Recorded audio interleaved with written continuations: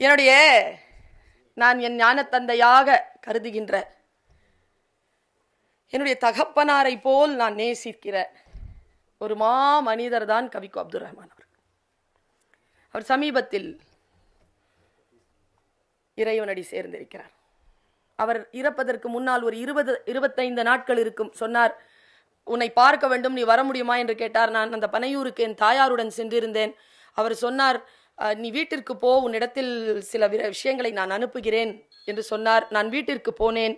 3 நாட்களில் அவரிடமிருந்து தொலைபேசியில் ஒரு தொலைபேசி அவரிடமிருந்து வந்தது. ஒரு 1900 ரூபாய் வைத்திருக்கிறாயான்னு கேட்டார். வச்சிருக்கேன் வாப்பான்னு. ஒருத்தர் வருவார், அவர் கையில் கொடுத்துருன்னார். சரி வாப்பா. என்னுடைய வாசலுக்கு வந்தார் ஒருவர். அவர் கையில் 3 நூல்கள், 4 நூல்கள், மஸ்னவி,